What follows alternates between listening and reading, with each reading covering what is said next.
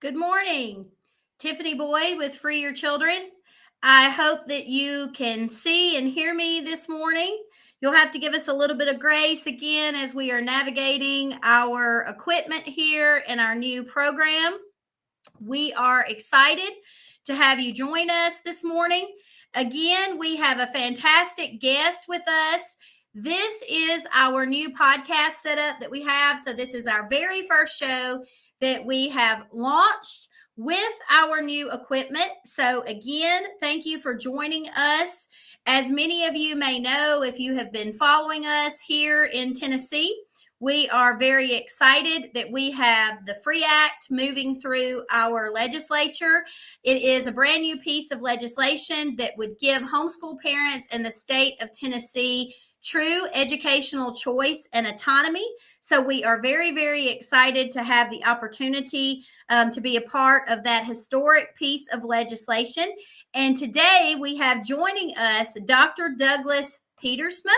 I'm going to bring him on. Hello, Dr. Douglas. How are you this morning? I'm doing great. Thanks for having me on. It is an honor to have you. I'm going to have you, if you don't mind, introduce yourself to our guests so they know a little bit about who you are. Very good. I am a homeschool father of two. That is probably the biggest thing to categorize what I do in the homeschool world. My oldest graduated in 2022, and my youngest is a senior this year. He's a special needs high school student, and we have homeschooled them from kindergarten all the way through. So that has been the life of our family. My wife actually oversaw their education through their elementary years. She had a Christian school teaching background before we met and married. Not that that's necessary for homeschooling, but that's kind of where we went, kind of a pragmatic approach to education. And then I got out of the military in 2015, and I took over their educational, the primary educator for the children while my wife pursued another career opportunity, and I've been doing that ever since. I got to do a postgraduate program in education sitting right by my kids, all of us learning together in our different courses that we were doing. And then since I graduated from postgraduate school in 2020, I've been working for the National Home Education Research Institute. Dr. Brian Ray is the president of that. Very influential and helpful research organization for home educators. And then I do a few other things. I'm also an adjunct professor at Regent University, pastor of a small community church here in Wyoming.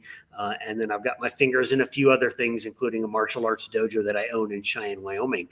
So I've got a lot of irons in the fire, but everything flows together, and everything has something to do with homeschooling, almost all of it.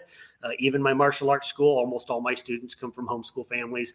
And so it's a blessing to be able to do this. And God has given me that opportunity. And hopefully what I can share here today will be a blessing to your listeners. Absolutely. It's always a pleasure to have you on as a guest. I know that you were on my For Your Children radio show several times talking about different topics over the course of, I guess, almost 2 years now, I think. So it's been an honor to get to know you and see all the amazing work that you're doing in Wyoming, because that's the state that you're located in, correct? Yes, ma'am. So tell us about the homeschool climate in Wyoming. What does homeschooling look like for parents who choose to homeschool in your state? Well, I am grateful, and I say we are blessed as a state to have a very free a state for us to do homeschooling in. And so I'll explain a few things that we don't have to do, because a lot of times that's what people are seeing. And for anybody who's listening, who's like, oh, I wish I had a state like that. That's kind of the point of this conversation, is we're going to encourage continuing work towards educational freedom. But basically, we don't have any standardized testing requirements. We don't have any requirement to track time, days. We don't have to work on a particular schedule. We don't have to submit grades, evaluations, portfolios. There's basically no oversight by the state. But there is a requirement that we are still fighting to get rid of, because it is pointless, and because we know that one requirement can open the door to another requirement, and so forth. And so we are continuing the fight, and what we encourage each state to do is fight what you need to right now, get to that next level, and then fight the next level, and it's never going to go away. We're going to continue to fight. I love to quote Israel Wayne, and I may not quote him exactly, but he basically says, the only way we're going to maintain the freedoms we have right now is through continuing to fight just as hard as the people fought to help us gain the freedoms that we have now. We have to continue that level of fight in order to maintain them, because they will go away so quickly if we don't. So the one requirement that we're trying to get rid of is a letter of intent. And many states have this. Families send in a letter of intent. I'm going to homeschool my children. In Wyoming, we also have to provide some sort of evidence. I use that word evidence lightly. It's a statement or a description or a copy of scope and sequence from the curriculum, just to show that we're meeting the state law. In our state law, we have to teach a certain number of subjects, the obvious ones: math, English, history, science, and so forth. There's a few additional requirements that don't have to be taught every year, such as Wyoming state history, civics, and so forth. And what we need to show as homeschoolers, according to the law, is that we are progressively moving our children along in education. Now, that is not super clearly defined.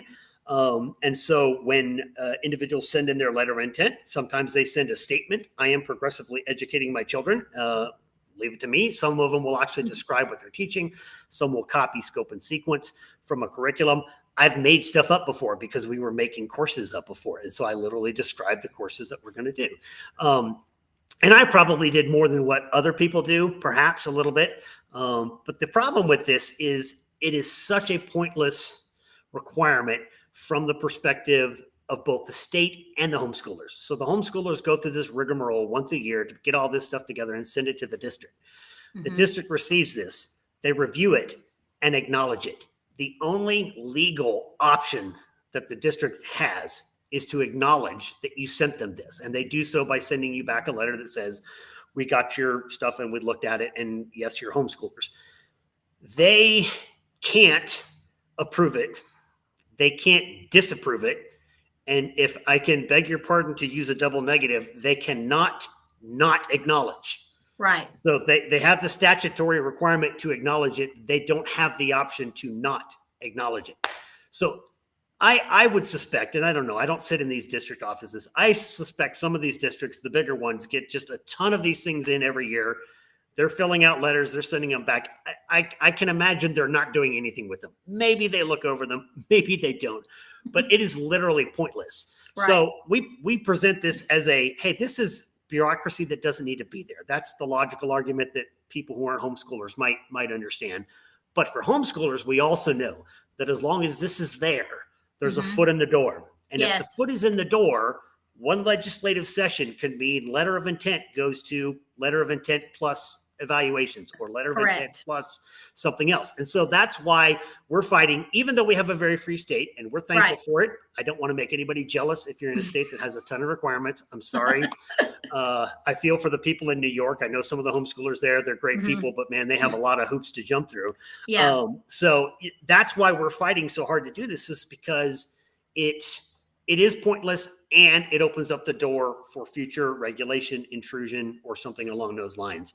So I don't know if you have any questions before I explain what the bill is and how it works. Absolutely. So you mentioned that you're already a free state. Now, I want you to go over again those points that you're not currently in Wyoming, you're not required to do, because this is what, when we start talking about homeschool freedoms, we get pushback here in Tennessee. Well, the state's just going to erupt in mass chaos if we allow parents to have true educational freedom. Is it mass chaos in Wyoming right now? Do you have homeschool children running amok in Wyoming, committing crimes, wreaking havoc? Is your state burning? Is it on fire because homeschool parents are not? What are they not required to do there currently? My children only run amok in my own dojo, by the way. Which I know it doesn't look it, but that's exactly where I'm sitting right now. I'm in a karate dojo. This is just the wall that I like to use as a background. No, they're not. Nothing like that is happening. And it's actually gotten to the place where almost nobody, even in public, asks anymore, why aren't your kids in school at school hours? Nowadays, it's like, oh, you must be homeschoolers. Right. If we're out and about and we see other families out and about with kids, instantly, oh, you guys are homeschoolers. And occasionally we're not, right, but mostly we are. So you're correct. We're not doing so many things. We're not doing standardized testing, but we know that could be added on to the law that requires the letter of intent with a half a sentence amendment. Yes. Boom. And it's right there. You have to take a standardized test.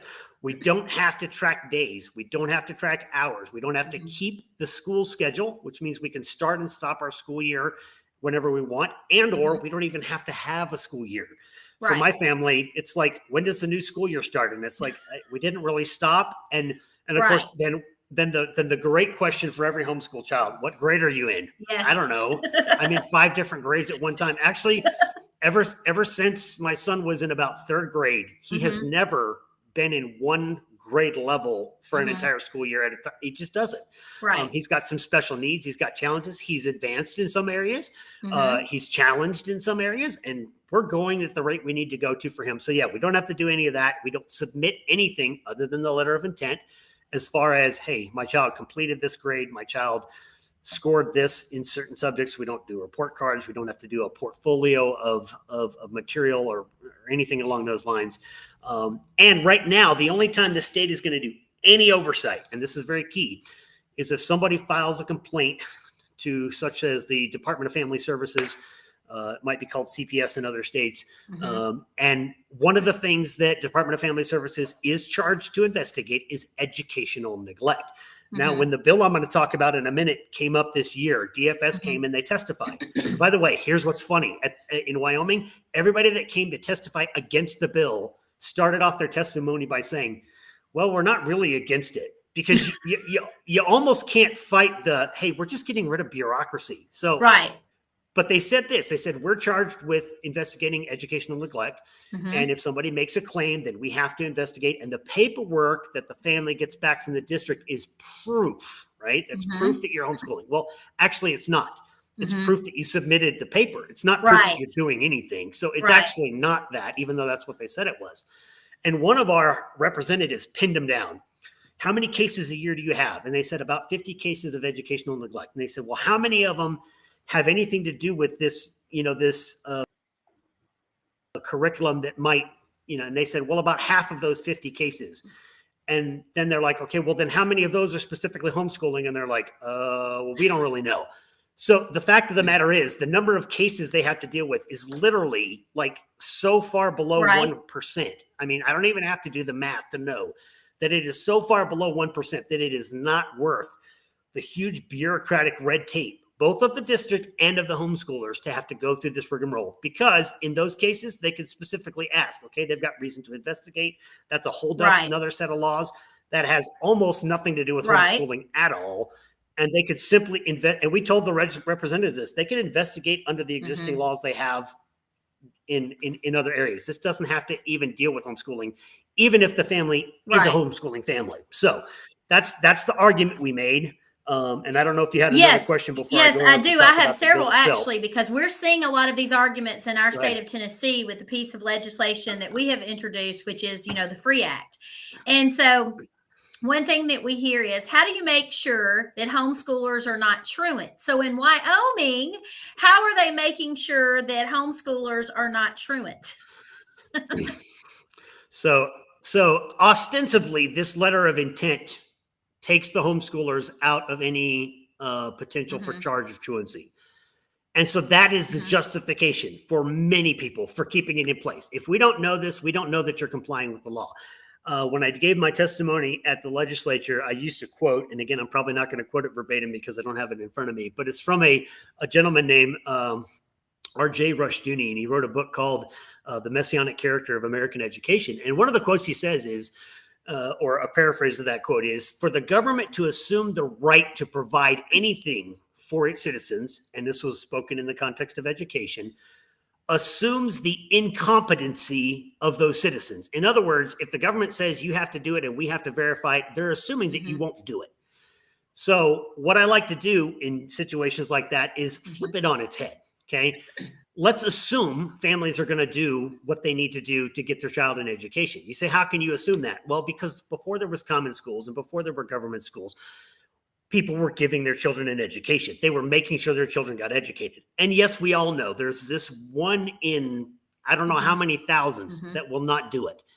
There are these extreme outlier situations, which are very sad, and sometimes they result in very bad situations.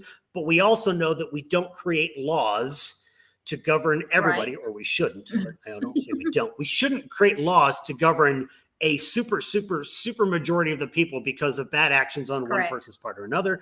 Somebody drives drunk. We don't tell That's everybody funny. they can't You drive. just used that analogy. I've used that analogy for years. If one person, in your state is driving drunk and hits and kills an innocent family, do you then require every person in your state to submit to a breathalyzer before they get behind the wheel? It's the same thing. Mm-hmm. Same thing, exactly the same thing. So yeah, that's where we're at. I don't know if I went off from. No, you actually answered that very, very effectively. And I want to ask this too. So we hear questions in the state of Tennessee. Homeschool families in general, we have terrible homeschool laws currently in the state of Tennessee. They're very convoluted. There's multiple different options that you can choose from. There's still a lot of oversight attached to all of those options. And so that's the reason why we wanted to draft this piece of legislation and hopefully get it passed in our state of Tennessee, is to provide, again, true educational freedom, true school choice that is not attached to government monies. But one thing that we're hearing from parents who can't even wrap their brain around true freedom, because Wyoming, your current homeschooling laws in Wyoming are way freer than what we have here in Tennessee.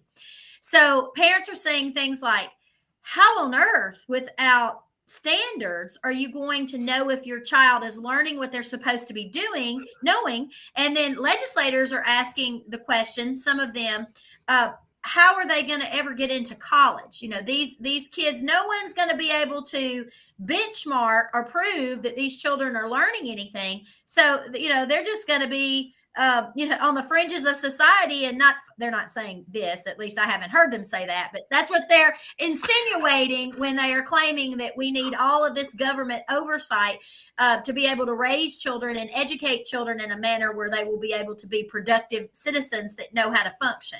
So in Wyoming, you are already experiencing a lot of the freedoms that we're hoping to achieve here in Tennessee with our piece of legislation. So how does it work in Wyoming currently when a homeschool student graduates? Do you, as a parent, create their transcript and submit that to colleges for them? Do you issue a diploma for your children in Wyoming? What does that look like? All right, so this is like a press conference because I got three things running through my head right now.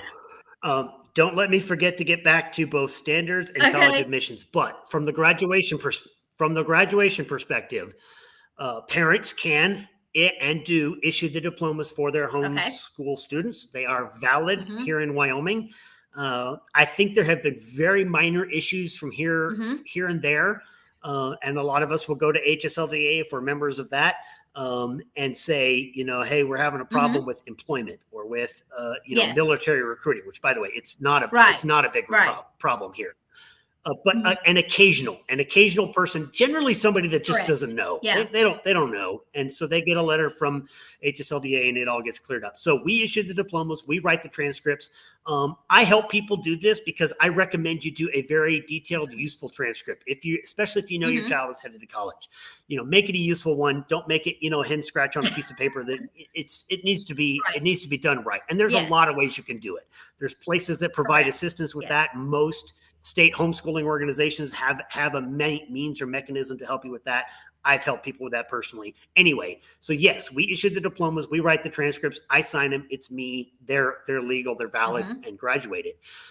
On the question of standards, this is a good one because when I get this question, the first thing I asked them, I said, I asked them to consider the standards they're asking about.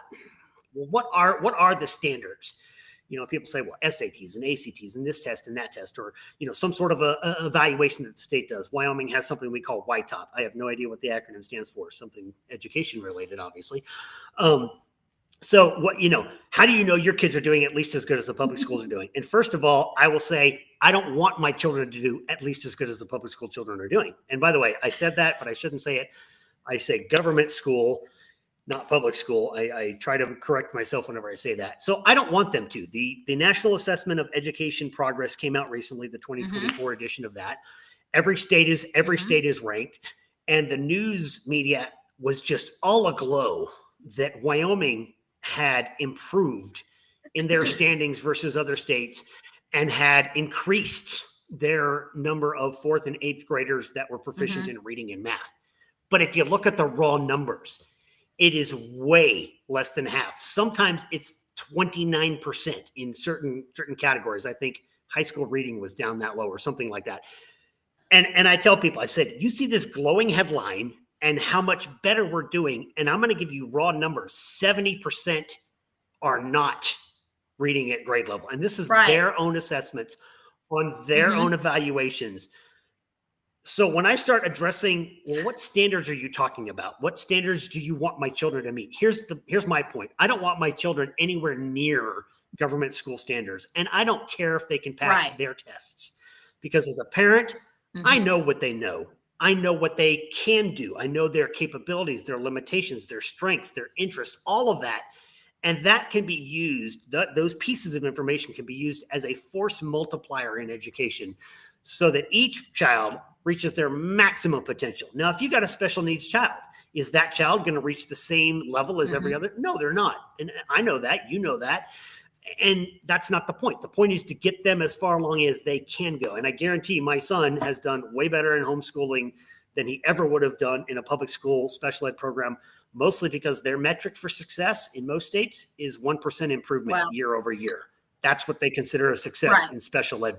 And they keep getting their funding and they keep pushing people on. So standards for me, I ask, what standards would you like me to drop my children to? Because if you're talking about any kind of government school standards, I would have to so lower the expectations for my children to have them dip to that level. And I'm not doing it. So we don't have to test here.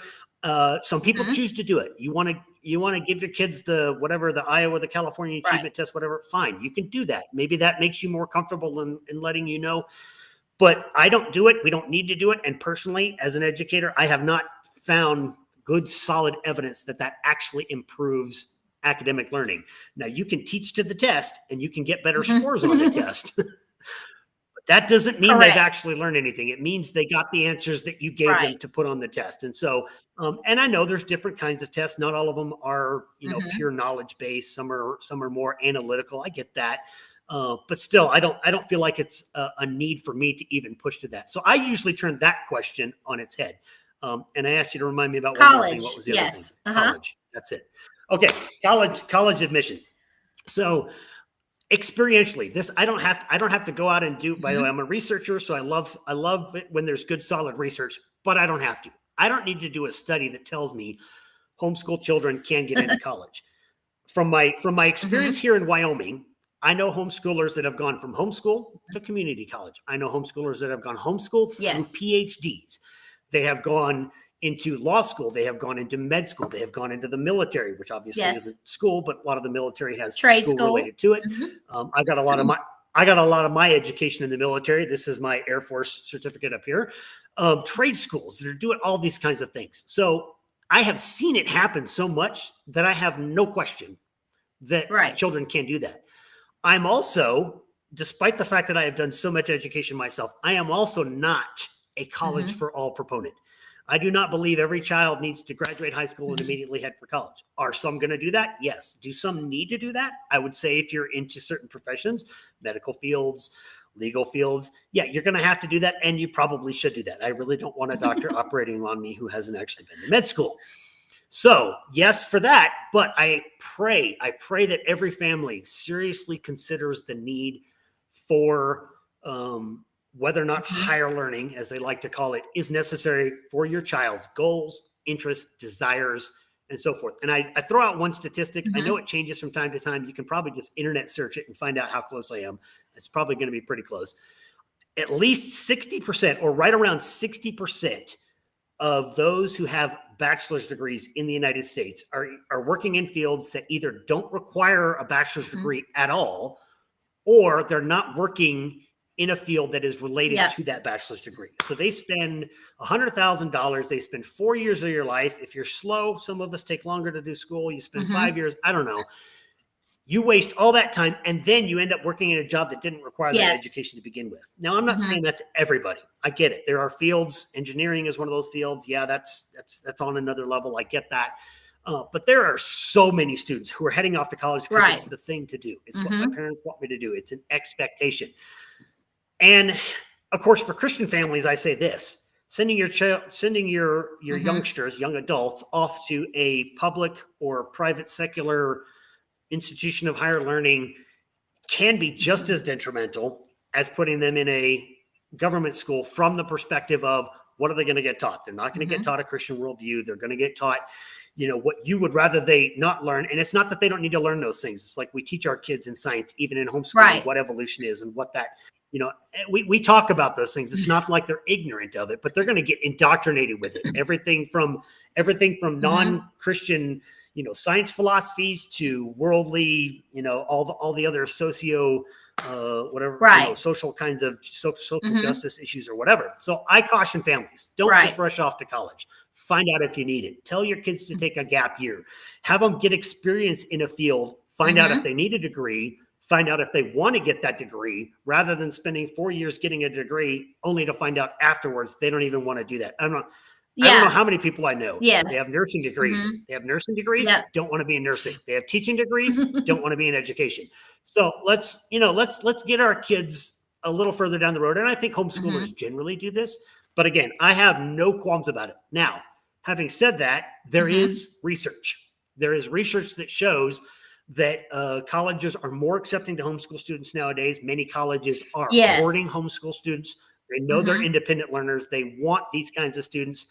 But again, I warn families, don't even take the moniker of Christian college as an absolute, that your child is going to be given the kind of teaching that you've been giving them coming up, through your home. I mean, if you come from a Christian faith tradition, just because a college says a Christian school doesn't mean that's exactly what your children are going to get. It's a very dicey world out there in higher education. And for someone who's done a lot of it, both on the religious side and what would be called the secular side, it's not all value added. Right, because you're coming from a history of academia. So that's where your wheelhouse is. So you've seen all sides of this. Yeah, and I'm actually reading through a book right now. It's kind of interesting. It's called The Case Against Education, written by an educator, and he's a PhD college professor, and he makes the case very much so that so much of what we do is pointless. And even though that's written about higher education, it's so applicable to homeschooling. Do we push our kids through this course because they need to get this course because we need to put it on a transcript? Yes, I mean, we're going to do some of that stuff. But honestly, true learning is you need to learn it, you want to learn it, so you learn it. And all education in the end becomes self-education. That's what we want to teach our children how to do, is to find and learn the things that they need to and want to learn, hopefully to fulfill their God-given calling in life. That's absolutely. I echo those sentiments, and I want to let parents know that if you are watching this live stream and you're asking yourself some of the same questions that we have covered so far in this program, is that for homeschoolers, opportunities exist for them just like they do any other student, no matter which educational path they have taken. So if you have a homeschool child that wants to become a doctor, they can achieve that, even in states where the parents issue the diplomas and where the parents write the transcripts. And I think that is the chasm that has been created and the narrative that's being floated by those who do not want to see families granted or acknowledge their rights acknowledged to be able to homeschool freely, is that they're not going to be receiving an education, so they're not going to be able to have the opportunity to make the choices that public school students or government school students would be able to make. And that's simply not true. I have spoken to leaders in the 11 states that already have far more freedoms than Tennessee, the freedoms that we're trying to have recognized in our states.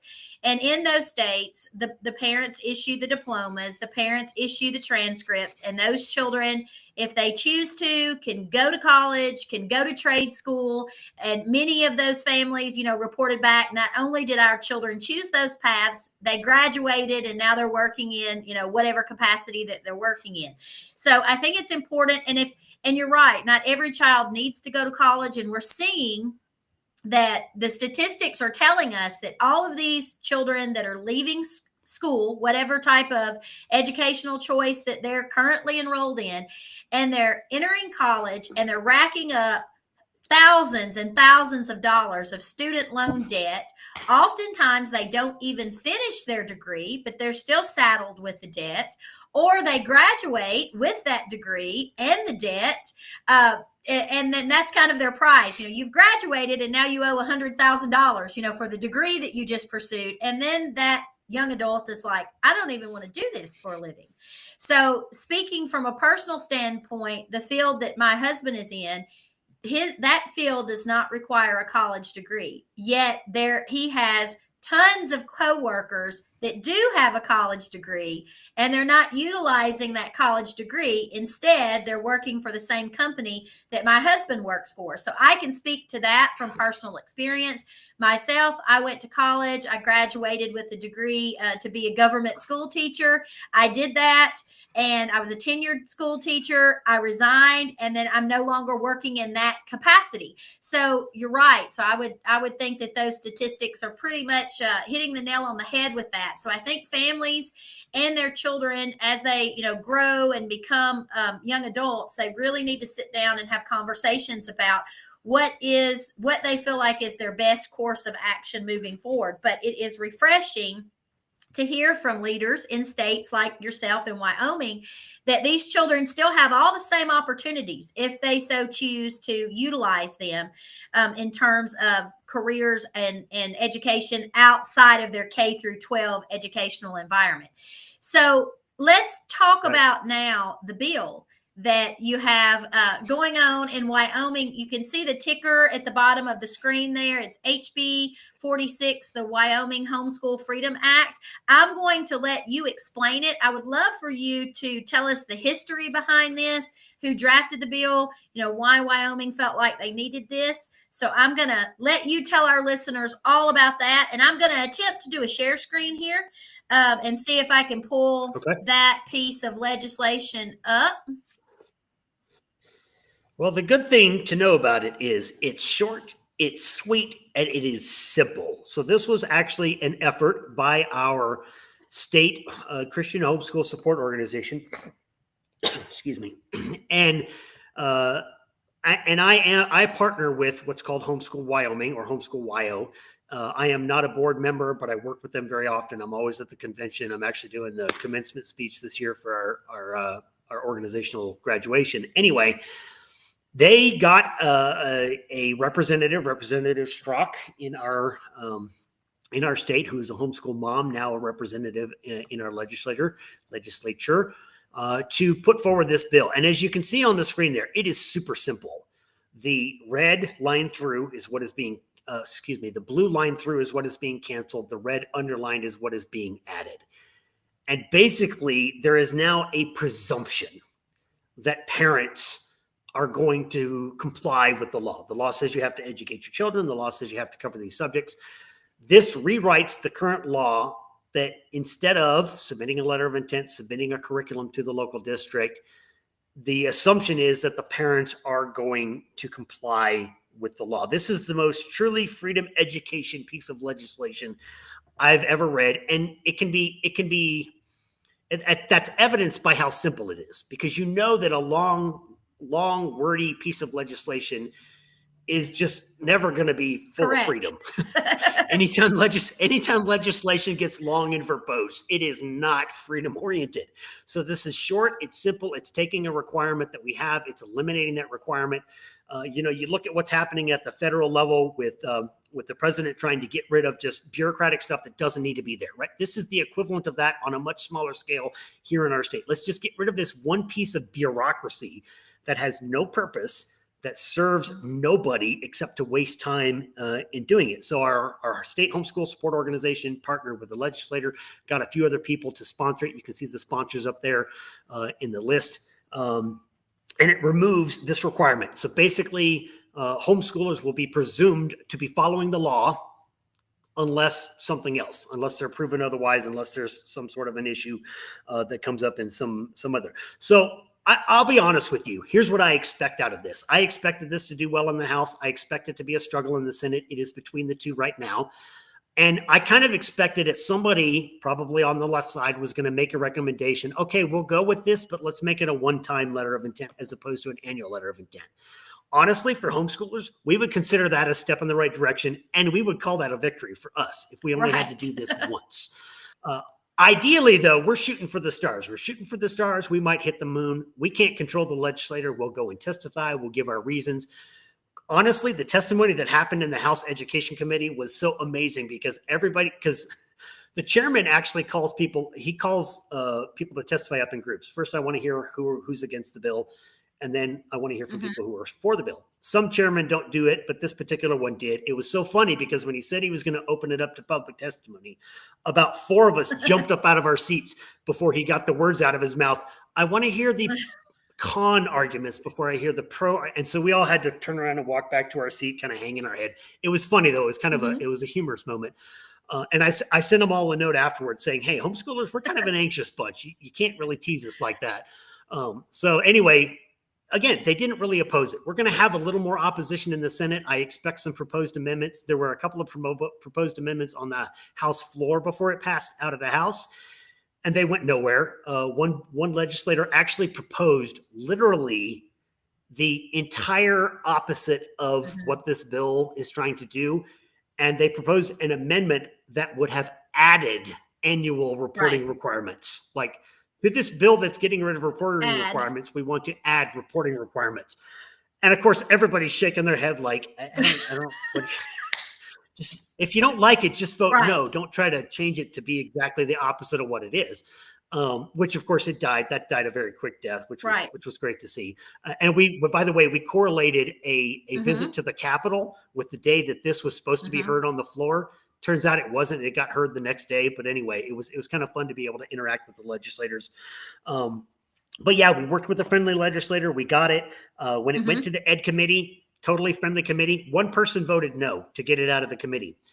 And after the committee meeting, about 5 of us rushed up to him. And I felt sorry for him for a second because I thought, dude, you're getting swarmed.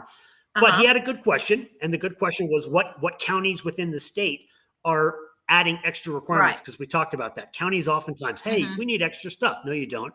But they asked for it anyway. And he wanted to know that. And because he didn't get an answer directly because public testimony was closed, we went up to him afterwards and said, hey, here's the answer. We told him who to go to contact to get all the data he needed.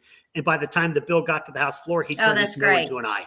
So it was like, yes, this is success. And we hope to do some of that in the Senate, but we may have to do more of it because there's a little bit more opposition there. So that's where it's sitting right now. It hasn't been introduced in the Senate. It has to be introduced on the floor first. It'll be assigned to a committee. We will go and testify at the committee meeting when they have it. Again, there will be a bunch of us there. We're always the rowdy bunch when it comes to homeschool legislation. The Wyoming Education Association always shows up. They're our state level NEA affiliate. They always show up and they're always staring at us across the room and there's the homeschoolers, and it's kind of it's kind of fun. But amazing left, they didn't even oppose this bill, so it was kind of that's great. We are hoping. Does the bill have bipartisan support, or what would you say to that? Okay. I'm sorry. I had to chuckle at that because I had something on my notes to talk about that I totally skipped at the beginning. So in Wyoming, we are a 91 to 9% Republican to Democrat ratio. So it's so far beyond supermajority, it's not even funny. Now, we all know that just because somebody has an R on their name doesn't mean they're conservative. There's a big chunk in the middle that are wishy-washy. They go both ways. During our recent election, the strong conservatives took a giant step forward. So we're probably 30+% of super strong conservatives. Way less than 10% of Democrats, a wishy-washy middle that can kind of go either way. So when you say bipartisan, no in the sense that there are no Democrats sponsoring this bill. So in that case, we would call it not partisan. But you got to understand, the House Education Committee doesn't have any Democrats on it. And the Senate Education Committee has 1 out of 5, 1 out of 5. And the House is like 0 out of 7, I think. Anyway, the point is in our state, the word bipartisan almost doesn't mean anything. What we need is these strong conservatives to be linked with the middle of the road conservatives or other Republicans, if you will. Some people use other terms. We won't bring those out here. They're not bad terms, but they're a little bit considered a little bit derogatory. So, that's the linkage we need. We almost don't need to worry Right. about the Democrats. They're going to argue. They're going to throw their fit, and everyone's pretty much going to ignore them.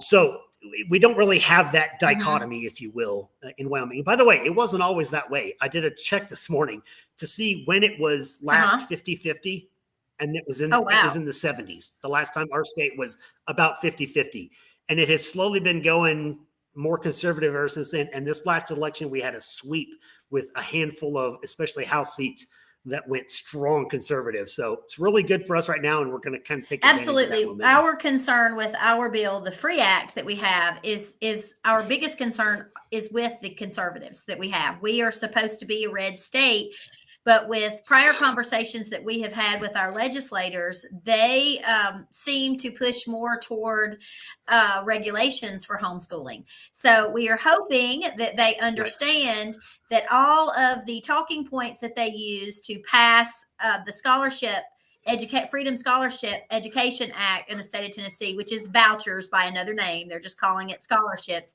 is that it leads to that bill. And again, I'm using their talking points. They claimed it was to empower parents, to give parents true, school choice, to put parents in the driver's seat. The parents are the most equipped to make educational decisions for their children.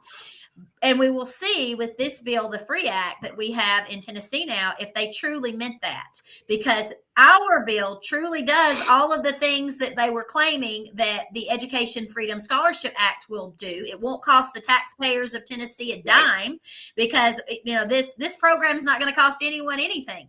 This is all going to be a responsibility that the parents who choose this option would be willing to accept.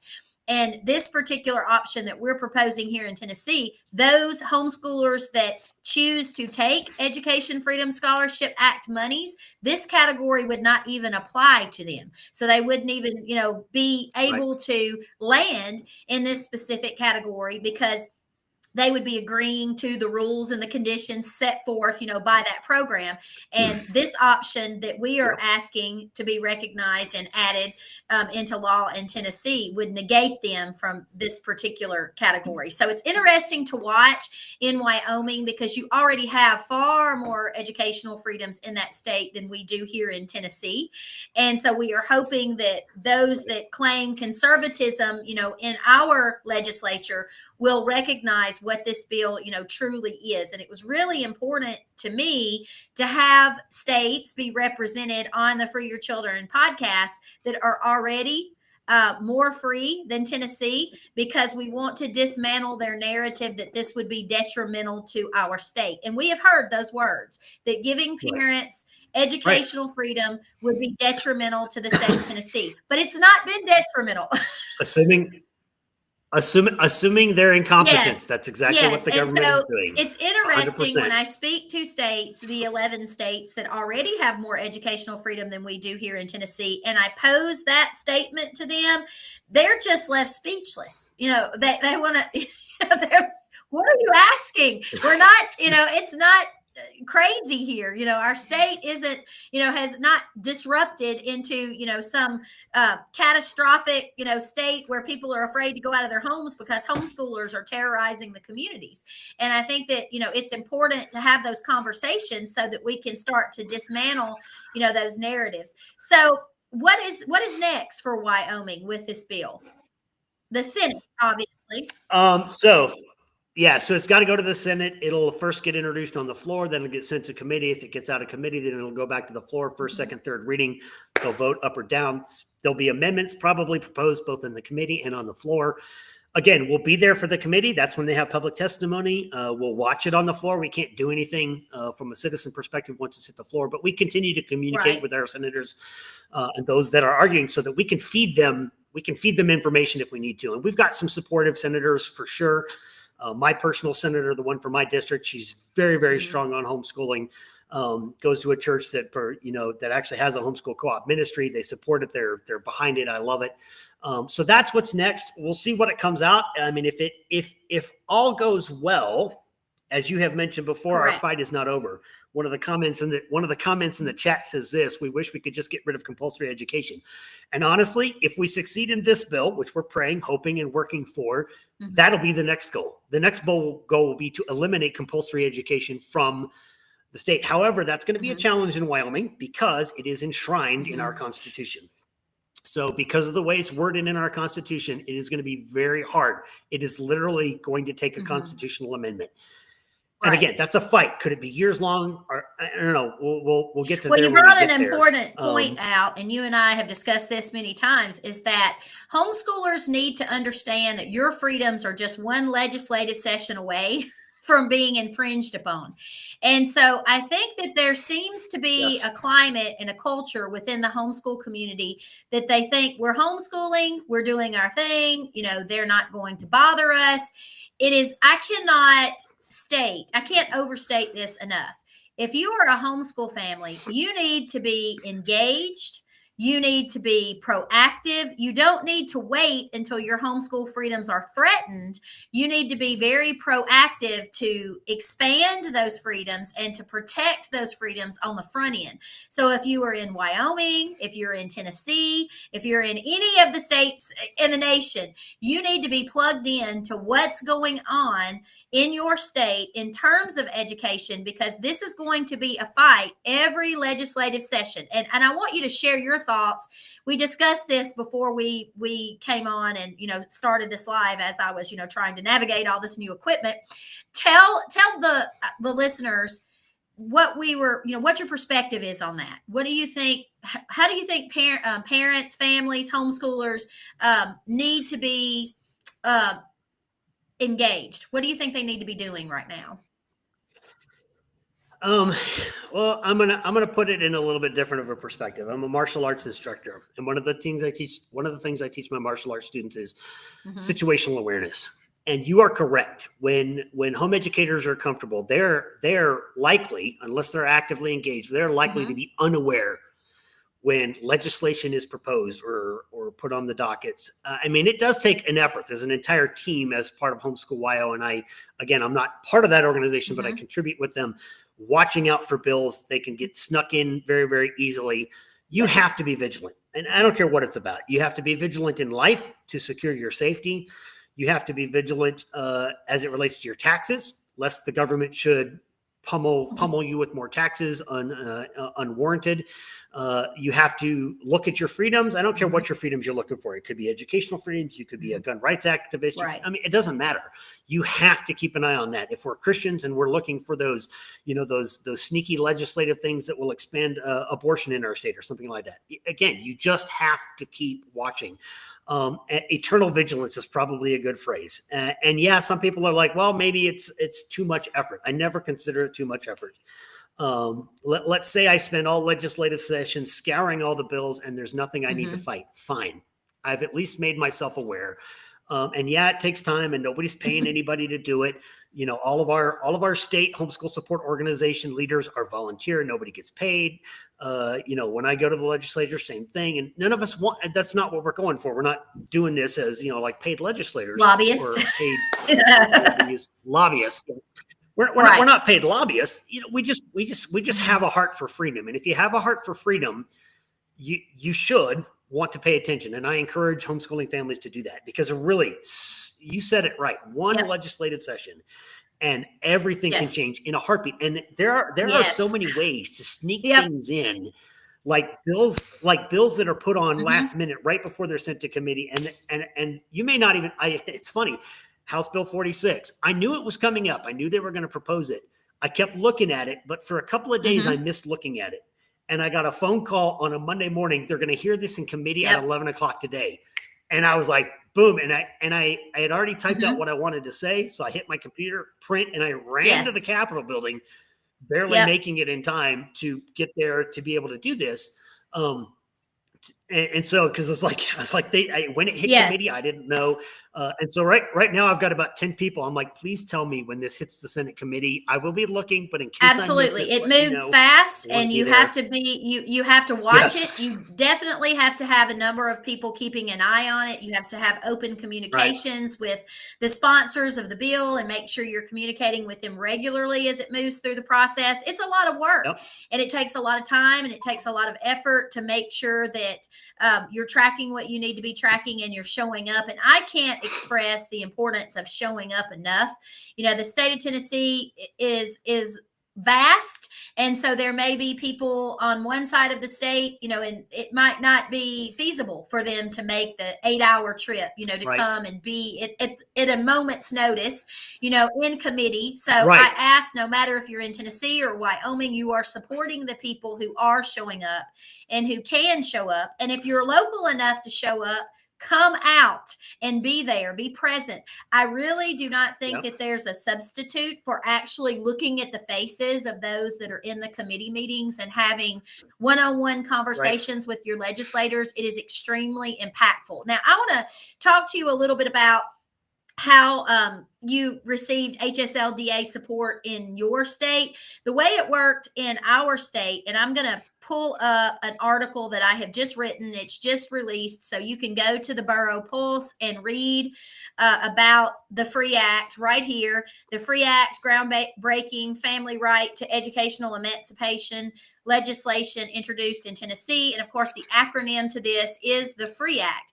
So, what happened here in Tennessee, where we live, is that the Free Your Children team drafted this legislation over the summer in anticipation of the Education Freedom Scholarship Act, aka the vouchers, being passed in our state. We had heard rumblings that they were going to have a special session. We knew that this was, something that our governor was invested in, making sure that it passed.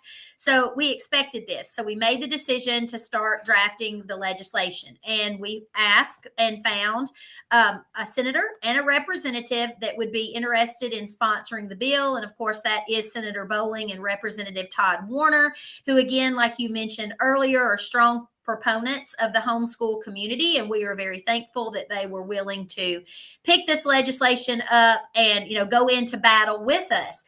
With that being said, it was filed in both the House and the Senate.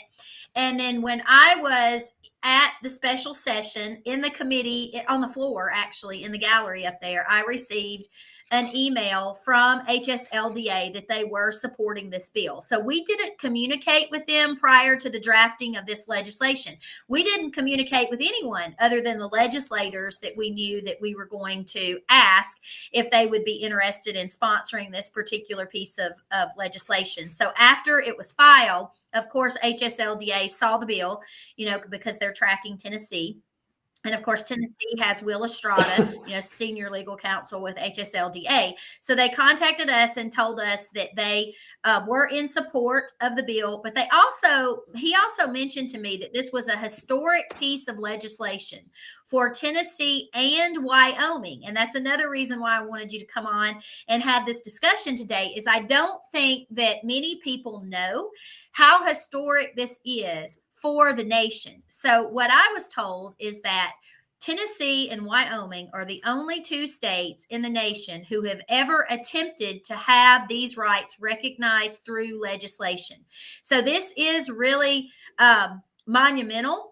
And it's exciting to see it happen. And then, of course, if these respective bills pass, if Wyoming passes the Wyoming Homeschool Freedom Act and Tennessee passes the Free Act, then we would be added to those 11 states that currently have the most freedom in the United States. So we're not asking for something that other states do not already have. There are 11 states that have the freedoms that we are requesting being acknowledged in our states, and we would just be added to that.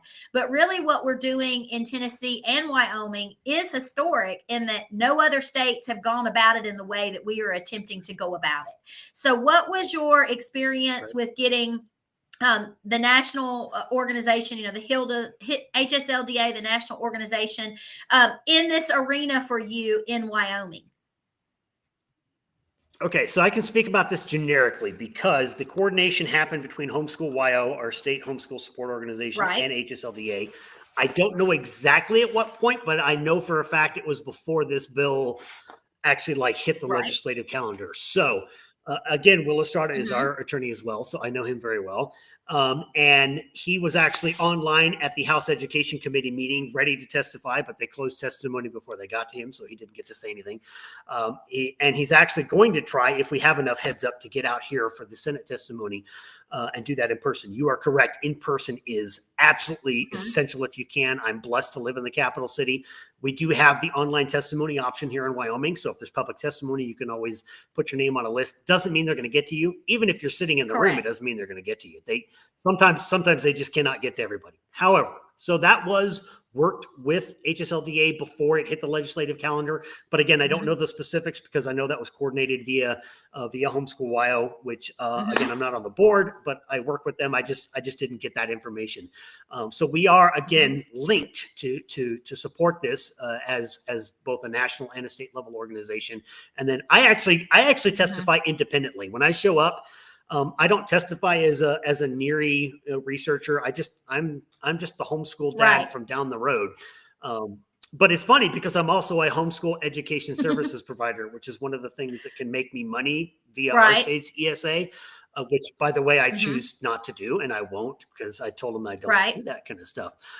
So yeah, we're linked. We're linked with them really well, and again, obviously, got the advice on the wording and how to make sure that we cross out the right words and add the right words.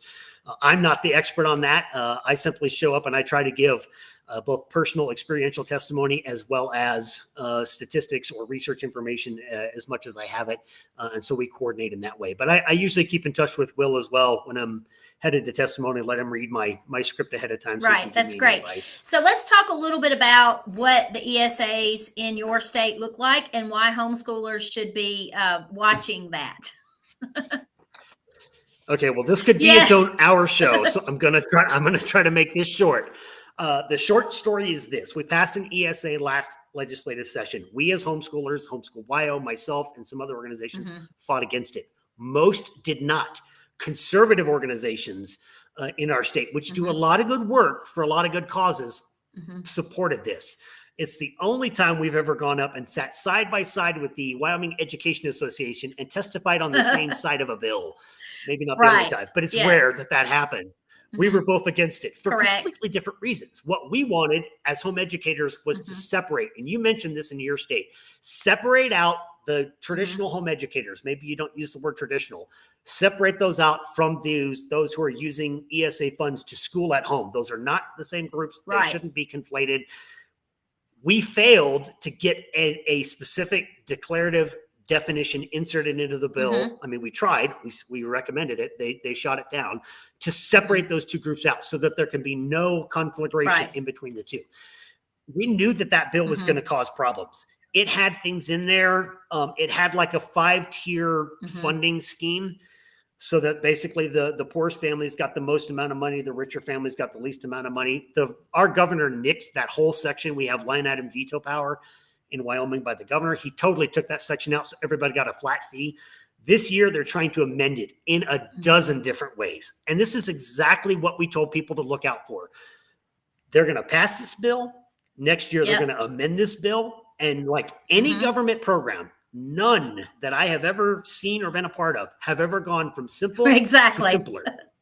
They go from simple to complicated. And with complicated comes more money, more people, more regulations, more confusion.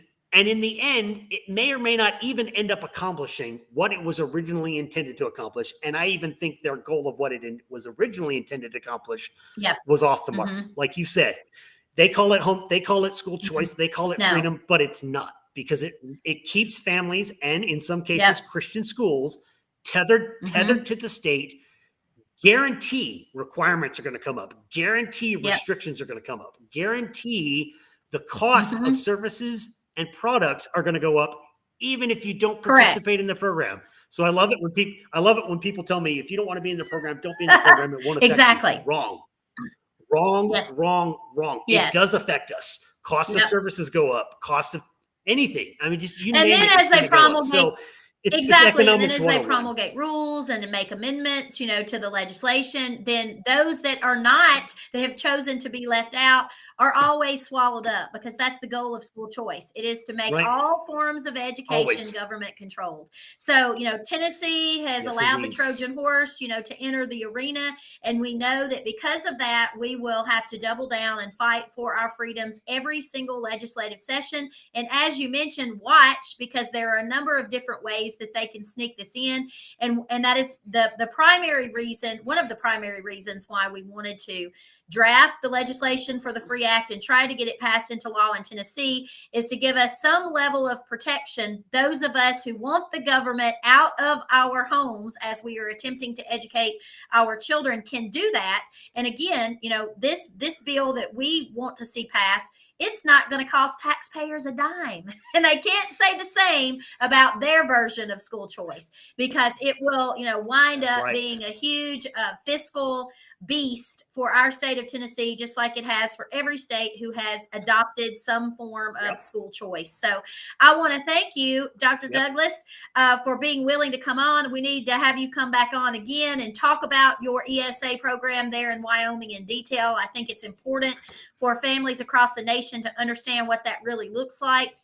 Let me know, how that works its way through the legislative process this session in Will Wyoming. do. And as always, it's a pleasure to have you join us. Thank you for all the work that you're doing in Wyoming. Let our listeners know what they can do right now in Wyoming to help the Wyoming Homeschool Freedom Act advance. Well, like in any other state, contact your legislators. Contact the members of the committee, even if they aren't your specific legislators. Contact the entire bodies of the House and the Senate when it's going to go to the floor. Get the emails. Keep an email list.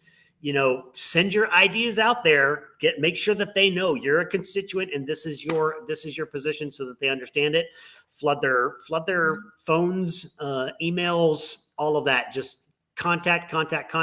But I also recommend, if you've got an organization that's working to fight this for your children in Tennessee, Homeschool Wyoming in Wyoming, get behind those organizations, because they are coordinating a lot of that. A lot of times they'll even have shell emails that you can just copy, and here's all the email addresses, and just let your legislators Absolutely. know. And where can followers find you if they want more information? I know that you do help people write their own transcripts, and hopefully we will have that ability in Tennessee. Where can they find you? Because you offer a host of options for families. So tell them where they can contact you if they want to know more about your wheelhouse. Absolutely. So you can contact me on social media. Right now, I'm on Facebook, LinkedIn, Instagram, and Twitter. And if you can spell my last name, Pietersma, I guarantee you can find me, because it's a unique last name. So you can follow me on those. I'm contactable via the messaging on all those. I'm also, like I said, a researcher at the National Home Education Research Institute, and I highly encourage those who are looking for information on homeschooling to go to nheri.org. And that is an organization that I'm affiliated with. And I know that Dr. Brian Ray does not mind me putting that out there. It is a nonprofit, so, donate if you can. But contact me in any way that you can reach out to me, and I'll, if you need to reach out to Tiffany, she can give you my email and what have you. Feel free to put that out there too, if you want to put it in show notes. Okay, great. And like also your next speaking engagement, where are you going to be? You have one? My next speaking engagement is in Nebraska at the Nebraska Christian Home Educators Association. It's going to be in Lincoln, Nebraska, March 7th and 8th. I will also be speaking in Wyoming at their annual convention in late May. And I have some potential engagements, but not yet solidified, in Miami at a Spanish homeschool organization called Transition Education. I do sessions in English and Spanish. So if anybody needs help with reaching out to Hispanic homeschooling communities, I do that as well. And then a few others that are sort of more tentative. And I don't really have a place to publish all of my speaking engagements, and I don't do all that many. But whatever the Lord allows, I've got a pastoral responsibility here in Wyoming, so I usually can't be gone all weekend. So that's part of the limitations, but it's an okay one because put God first, and He fills in the Absolutely. rest And of if the you are in gaps. those areas where Dr. Douglas is going to be speaking, I highly encourage you to attend. You will be blessed by the information that he will be bringing forth there. So I hope you will make that happen. Follow him on his social media pages everywhere he is. He's a wealth of information, and I'm sure he can answer any questions that you may have that we discussed here on the show today about what's going on in Wyoming or homeschooling in general. So make sure that you connect with him. Thank you, Dr. Douglas, as always, for willing to jump on here and being patient with me as we navigate this new transition that we've made from radio show into podcast form. I know that you had a lot of information here that I think is very valuable, and I hope that people will support the work that you are doing, and I look forward to having you back again. Thank Have you, a ma'am. great day. Pleasure to be here. As always, it's a pleasure to have Dr. Douglas Pietersma on the show. I've interviewed him multiple times before, and you can find the links to the previous shows that he has been on in the past over on the freeyourchildren.com Facebook website. And I want to mention that website is going through a major overhaul right now. It should be completed soon. So check back often there to see our updates.